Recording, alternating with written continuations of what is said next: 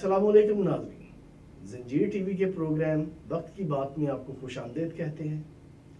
ناظرین، ہمارے آج کے پروگرام کا عنوان ہے آصف علی زرداری اور میاں نواز شریف کی سیاسی زندگی کا موازنہ۔ ناظرین، آصف علی زرداری ایسی شخصیت ہیں جن کے لیے ان کے حامی ایک زرداری سب پر بھاری کا نعرہ بلند کرتے رہتے ہیں۔ زرداری صاحب کے مدعا جب ان کے لیے ایک زرداری سب پر بھاری جیسے الفاظ استعمال کرتے ہیں تو ان کے مخالفین وہ سب کچھ کہہ دیتے ہیں جو اس نعرے کے الٹ ہو سکتا ہے۔ آصف علی زرداری کے سیاسی فہم کے متعلق ان کے حامیوں اور مخالفوں کی باتوں کو سامنے رکھ کر کوئی رائے قائم کرنے کی بجائے ضروری ہے کہ ایک ایسا تجزیہ پیش کیا جائے جس میں ان کے عمل کا موازنہ ان کے ہم عصر سیاستدانوں کے افعال سے کیا گیا۔ ناظرین، آصف علی زرداری کے ہم عصر سیاستدانوں کی طویل فہرست میں صرف میاں نواز شریف ہی ایسی شخصیت ہیں جنہیں ان کے ہم پلہ قرار دیا جا سکتا ہے۔ ناظرین، آصف علی زرداری اور میاں نواز شریف کا تعلق ایسا ہے کہ اگر یہ دونوں اپنی سیاسی زندگی میں کے زیادہ تر حصہ میں باہم دست و گریبان رہے تو انہوں نے کچھ وقت ہاتھوں میں ہاتھ ڈال کر بھی گزارا۔ ان دونوں کی زندگی ایسی بھی نہیں گزری کہ ایک فیز کو مسلسل لڑائی اور دوسرے کو متواتر صلح صفائی کا فیز کہا جا سکے۔ ان کے متعلق یہ کہا جانا غلط نہ ہوگا کہ ان کے درمیان گولہ باری اور فائر بندی کا گراف مسلسل اوپر نیچے ہوتا رہا۔ زرداری صاحب اور میاں نواز شریف کے تعلقات کا اتار چڑھاؤ اصل میں پیپلز پارٹی اور مسلم لیگ نون کا باہمی لین دین اور حساب کتاب بھی ہے۔ یہ حساب کتاب بے نظیر بھٹو شہید اور میاں نواز شریف کی تند و تیزی سے شروع ہوا اور پھر نواز شریف اور آصف علی زرداری سے ہوتا ہوا اب بلاول اور مریم نواز کی نرم خوئی تک آ پہنچا ہے۔ میاں نواز شریف اور بے نظیر بھٹو کا تعلق ایسی تلخیوں سے شروع ہوا جن کا نقطہ عروج لانڈی جیل کراچی میں آصف علی زرداری کی زبان کاٹی جانا تھا۔ ان تلخیوں کا اثر مساق جمہوریت سے زائل کرنے کی کوشش کی گئی۔ مساق جمہوریت کا سفر اس وقت شروع ہوا جب میاں نواز شریف کو مشرف کے ہاتھوں اقتدار سے محروم ہونے کے بعد خود بھی پابند سلاسل ہونا پڑا۔ میاں نواز شریف کے جیل جانے سے پہلے ایک عرصہ تک جو درد صرف بے نظیر بھٹو اور آصف علی زرداری کا ہوا کرتا تھا وہ بعد میں مرحومہ بیگم کلثوم نواز اور میاں صاحب کا درد بھی بن گیا۔ یہ درد مشترک بعد ازاں قدرے مشترک نہ بن سکا کیونکہ میاں نواز شریف 13 ماہ جیل گزارنے کے بعد دسمبر 2000 میں سعودی عرب روانہ ہو گئے، مگر آصف علی زرداری کی دوسری طویل ترین قید جو نومبر 1996 میں شروع ہوئی تھی وہ نومبر 2004 تک جاری رہی۔ جو لوگ آصف علی زرداری اور اسٹیبلشمنٹ کے درمیان خفیہ تعلقات قائم کرنے کے شوقین ہیں انہوں نے 8 سال بعد ہونے والی زرداری صاحب کی 2004 کی رہائی کو بھی کسی ڈیل کا نتیجہ قرار دیا تھا۔ جیل سے رہائی کے بعد پاکستان میں سیاسی سرگرمیاں شروع کرنے کی ناکام کوشش کے بعد آصف علی زرداری بھی میاں نواز شریف کی طرح ملک سے باہر چلے گئے تھے، مگر ان دونوں رہنماؤں کی جلا وطنی میں بنیادی فرق یہ تھا کہ آصف علی زرداری اور بے نظیر بھٹو نے ملک کے اندر جیل میں یا جیل سے باہر اور بیرون ملک رہتے ہوئے بھی نہ تو مشرف کے خلاف اپنی زبان بند کی اور نہ ہی سیاسی سرگرمیاں معطل کی۔ ان دونوں کے برعکس میاں نواز شریف جب تک اپنی فیملی کے ساتھ سعودی عرب میں مقیم رہے انہوں نے نہ صرف عملی سیاست سے گریز کیا بلکہ مشرف کے خلاف کبھی ایک لفظ بھی نہ بولا۔ بے نظیر بھٹو شہید کو نقصان پہنچانے کے لیے کیونکہ آصف علی زرداری کی ذات کو نشانہ بنایا جاتا تھا اس لیے جلا وطنی کے دوران زرداری صاحب کسی حد تک سیاسی منظر سے پیچھے ہٹ گئے، مگر جاننے والے جانتے ہیں کہ محترمہ شہید کے ہر عمل میں زرداری صاحب کی مشاورت شامل ہوا کرتی تھی۔ مساق جمہوریت کے بعد جب پاکستان میں مشرف کے خلاف تحریک میں تیزی آئی تو اسی دوران چیف جسٹس افتخار محمد چودھری کی سبکدوشی کا واقعہ رونما ہوا۔ افتخار محمد چودھری کی بحالی کی کوششوں کے دوران مشرف کے خلاف تحریک زور پکڑ گئی۔ اس تحریک کے نتیجے میں افتخار چودھری تو بحال ہو گئے،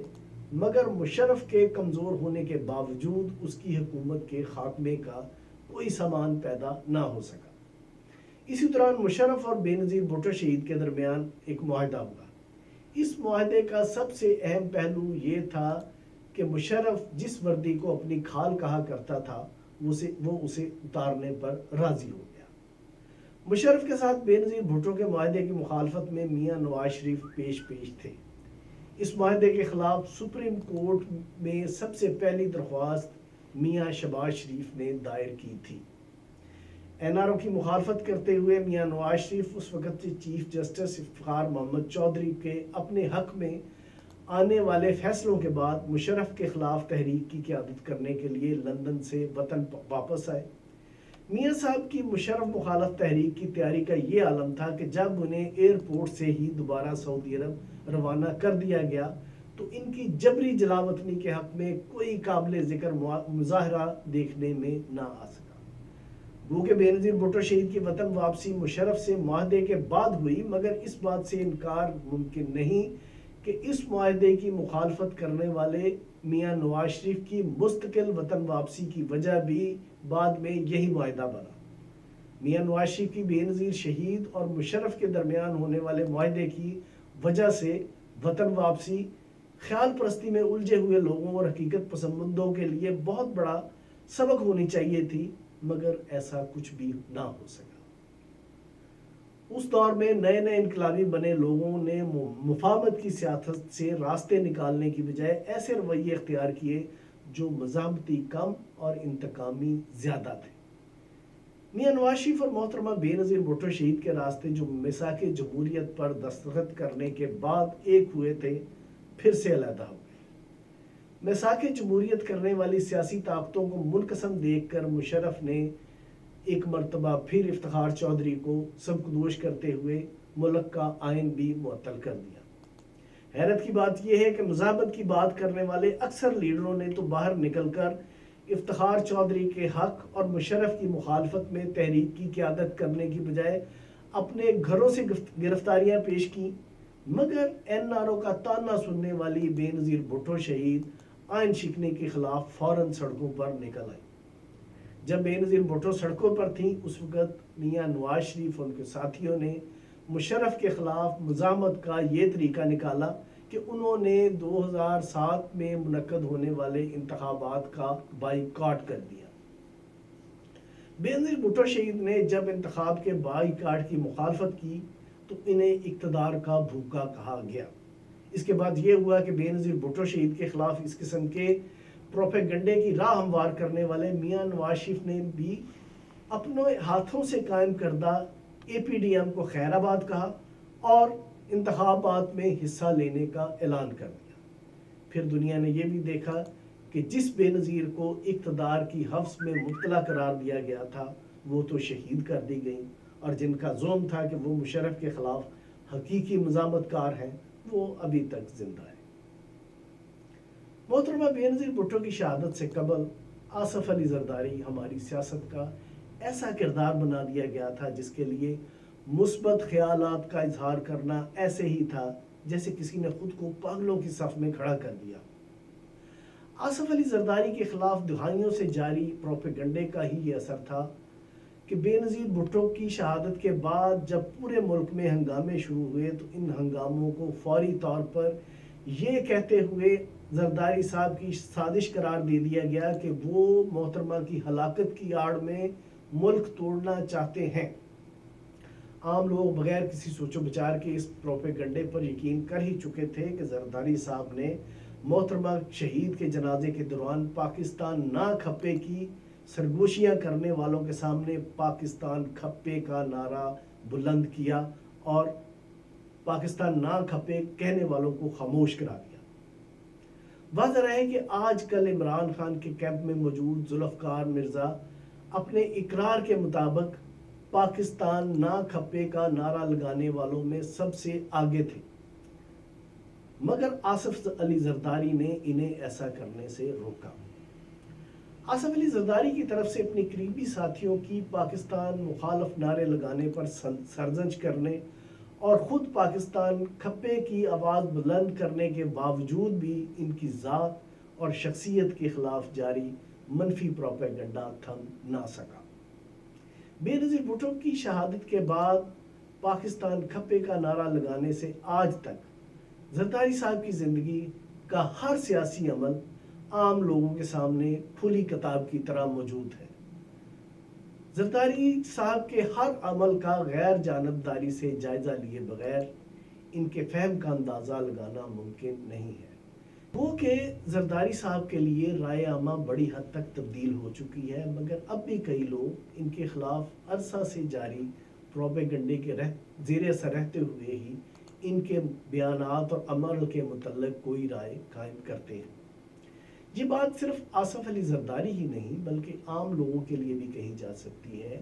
کہ ان کے فہم کا درست اندازہ لگانے کے لیے کچھ دوسری باتوں کے علاوہ یہ دیکھنا بھی ضروری ہے کہ ان کے سابقہ موقف اور فیصلوں کے نتائج کیا نکلے۔ یہ بات زیادہ پرانی نہیں ہے۔ پی ڈی ایم کی طرف سے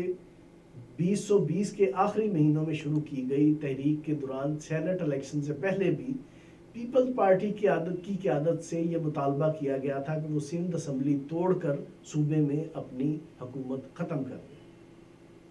اس طرح کے مطالبے پر آصف علی زرداری نے قابل جواز دلائل دیتے ہوئے جواب دیا تھا کہ اتحادیوں کے مطالبات ماننے کے باوجود بھی نہ تو عمران حکومت کا خاتمہ ہوگا اور نہ ہی سینٹ الیکشن کا التوا ممکن ہو سکے گا۔ پی ڈی ایم کی قیادت کو دیا گیا آصف علی زرداری کا مذکورہ جواب منطقی تھا، مگر اتحادیوں نے اس پر غور کرنے کی بجائے یہ شور مچانا شروع کر دیا کہ پیپلز پارٹی کا کہیں نہ کہیں مکمکا ہو چکا ہے۔ بعد ازاں قانونی ماہرین نے جب آئینی حوالوں کی روشنی میں یہ واضح کیا ہے کہ زرداری صاحب کا موقف درست ہے، تو پھر تمام اتحادیوں نے زرداری صاحب کی بتائی ہوئی حکمت عملی کے مطابق عمل کرتے ہوئے ضمنی اور سینٹ الیکشن میں حصہ لے کر نہ صرف اپنی حیثیت کے مطابق سیاسی فائدہ حاصل کیا، بلکہ زرداری صاحب کی حکمت عملیوں سے یہ بھی ثابت ہوا کہ عمران خان کی مقبولیت کا گراف انتہائی نیچے گر چکا ہے۔ قبل ازیں جب بلاول گلگت بلتستان اسمبلی کے انتخاب کے دوران پی ڈی ایم کی تحریک کی بجائے اپنی پارٹی امیدواروں کی انتخابی مہم میں زیادہ مصروف ہوئے، تو انہیں بھی یہی کہا گیا تھا کہ گلگت بلتستان میں پیپلز پارٹی کی حکومت کے قیام کی سودا بازی کر کے انہوں نے عمران مخالف تحریک کے مقاصد کو پسے پشت ڈال دیا ہے۔ گلگت بلتستان کے انتخابی نتائج نے اس طرح کے موقف کو غلط ثابت کیا، مگر اس کے باوجود زرداری صاحب اور بلاول کے خلاف اس طرح کا پروپیگنڈا ختم نہ ہو سکا۔ حالیہ دنوں میں بھی جب پی ڈی ایم کے اجلاس میں آصف علی زرداری نے یہ کہا کہ اسمبلیوں سے استعفے دے کر عمران خان کے لیے پارلیمنٹ کا میدان کھلا چھوڑنا کسی طرح کی بھی دانش مندی نہیں ہے، تو ان کے لیے پھر سے اسٹیبلشمنٹ سے مکمکا جیسے الزامات پر مبنی پروپیگنڈا شروع کر دیا گیا۔ پی ڈی ایم کے اجلاس میں باتیں کہاں سے کہاں تک پہنچی اس کی حقیقت تو ابھی تک سامنے نہیں آ سکی، مگر جو باتیں زرداری صاحب اور مریم بی بی سے منسوب کی جا رہی ہیں وہ یہی ہے کہ جب پیپلز پارٹی پر اسمبلیوں سے استعفے دینے اور سندھ حکومت کے خاتمے کے لیے دباؤ ڈالا گیا تو زرداری صاحب نے یہ کہا کہ میاں نواز شریف ملک واپس آئیں، ہم اسی وقت مستعفی ہو جائیں گے اور پھر مل کر تحریک چلائیں گے۔ زرداری صاحب کے اس بیان پر مریم بی بی نے ان سے میاں نواز شریف کی زندگی کی ضمانت طلب کرتے ہوئے یہ تاثر دیا کہ وہ اپنی جان کو لاحق خطرات کی وجہ سے ابھی پاکستان واپس نہیں آ سکتے۔ اس کے بعد تقریباً 24 گھنٹے کی خاموشی کے بعد مریم بی بی کا یہ ٹویٹ سامنے آیا کہ اسٹیبلشمنٹ نے عمران کے متبادل کوئی نیا سلیکٹڈ تیار کر لیا ہے۔ پی ٹی آئی کے حامی مریم بی بی کے اس ٹویٹ کو بلاول بھٹو زرداری کی طرف اشارہ قرار دے رہے ہیں، جبکہ کئی لوگوں نے یہ بھی کہا ہے کہ اگر کوئی نیا سلیکٹڈ تیار ہوا ہے تو اسے بلاول کی بجائے میاں شہباز شریف کیوں نہ سمجھا جائے۔ ایسے لوگوں کا یہ سوال ہے کہ جس طرح بلاول اکثر سلیکٹروں اور سلیکٹڈ کے خلاف بولتا رہتا ہے، کیا مسلم لیگ نون کے صدر اور لیڈر آف دی اپوزیشن میاں شہباز شریف نے بھی کبھی بلاول جیسے لہجے میں عمران کے خلاف کوئی بات کی ہے؟ ویسے یہ بات حیران کن ہے کہ سینٹ چیئرمین کے انتخاب پر پی ٹی ایم کی قیادت نے جس طرح کے تحفظات کا اظہار کیا، اس طرح کا ایک بھی بیان نہ میاں شہباز شریف اور نہ سب سے بڑے صوبے پنجاب کے حزب اختلاف کے رہنما حمزہ شہباز کی طرف سے سامنے آ سکا۔ مسلم لیگ نون کے باضابطہ صدر میاں شہباز شریف اور ان کے صاحبزادے حمزہ شہباز کیوں خاموش ہیں اور پس پردہ کیا کھچڑی پک رہی ہے، اس کے متعلق ابھی حتمی طور پر کچھ نہیں کہا جا سکتا۔ ہاں، اس بات پر حیران ضرور ہوا جا سکتا ہے کہ کچھ لوگ سامنے موجود سوالات کو نظر انداز کرتے ہوئے حسب سابق آصف علی زرداری کو نشانہ بنانے میں کیوں مصروف ہیں۔ نہ جانے ایسے لوگ یہ حقیقت کیوں فراموش کر رہے ہیں کہ آصف علی زرداری کی ماضی میں کہی ہوئی باتیں کتنی درست ثابت ہو چکی ہیں اور ان کے خلاف کیا گیا پروپیگنڈا کس حد تک غلط ثابت ہو چکا ہے۔ آصف علی زرداری کے سیاسی فہم کے حوالے سے آخری بات یہ ہے کہ محترمہ بے نظیر بھٹو کی شہادت کے فوراً بعد میاں نواز شریف نے ایک مرتبہ پھر بغیر سوچے سمجھے الیکشن کے بائیٹ کاٹ کا اعلان کر دیا تھا، مگر اس مرتبہ بے نظیر بھٹو شہید کی بجائے زرداری صاحب کے سمجھانے پر انہوں نے انتخاب کے بائیکاٹ کا فیصلہ واپس لے کر سیاسی فائدہ حاصل کیا۔ میاں نواز شریف نے سیاسی فائدہ تو حاصل کر لیا، مگر اس کے فوراً بعد زرداری صاحب کے سیاسی فہم کو تسلیم کرنے سے انکار کر دیا۔ میاں نواز شریف کی یہ روش ابھی تک برقرار ہے۔ ناظرین، زنجیر ٹی وی دیکھنے کا شکریہ۔ اگر آپ کو ہمارے پروگرام پسند ہیں تو برائے مہربانی زنجیر ٹی وی سبسکرائب کریں۔ خدا حافظ۔